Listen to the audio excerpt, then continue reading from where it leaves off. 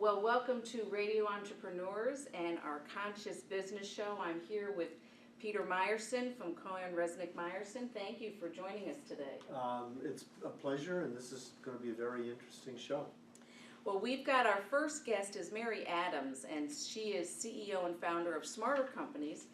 She's here to talk to us about integrated capital management, and it's really connecting the tangibles and the intangibles in companies today. And you really had a great professional career in finance, and then you realize there's a whole other opportunity here in terms of businesses engaging and looking at their full knowledge camp and the value that they create. And in part of the conscious capitalism and focus for the Conscious Radio Show is to talk about businesses, looking at their holistic perspective and certainly how they value what they are doing.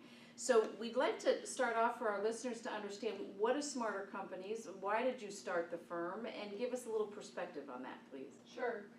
I've had my own consulting firm for going on 17 years now, and I started it after a 15-year career in high-risk finance. So I very much came from the quote-unquote hard side of business.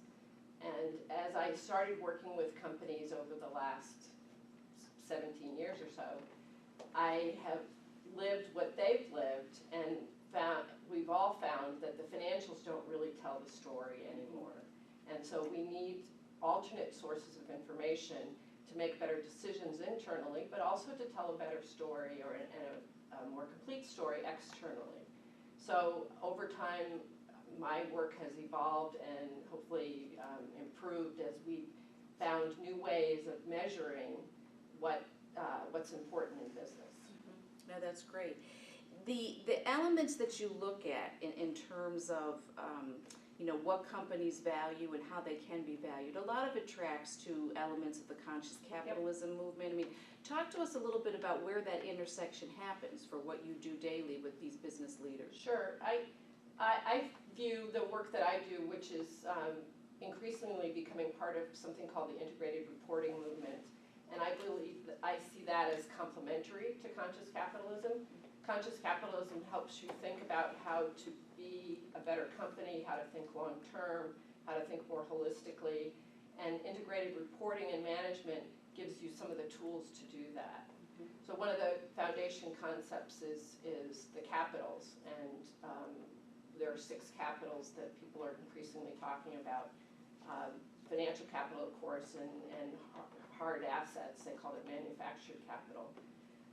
But internally there's a whole class of assets that get ignored. Well, actually 2 classes, the human capital, which is very much a part of the conscious capital model, and then something we call intellectual or structural capital, and this is the enormous value that's been created over the last 40 years as we've used computers to create data and processes and software, and that's really where so much of the value is in today's business. So that's another set of capitals. And then finally, bringing into the model that companies use to manage themselves, the natural capitals and social capital. So thinking about how do we be a better citizen, how do we think about things like energy and environment, and increasingly all of these issues are important for the risk management of companies, they're important for strategic opportunities and innovation, and companies themselves, obviously you have enlightened managers that want to change things, but to attract employees, especially younger people, they're thinking about these things, and if you want to attract a good set of employees and partners, you've got to be thinking about these issues. And finally, the financial community is very much begun to focus on this. There's clear data that companies that pay attention to what the financial world, they call it ESG, environmental, social, and governance. Those aspects are getting increasing scrutiny by public analysts. The information's inside Bloomberg now, and people are, it's still in its infancy, but people are spending a lot of time trying to understand this.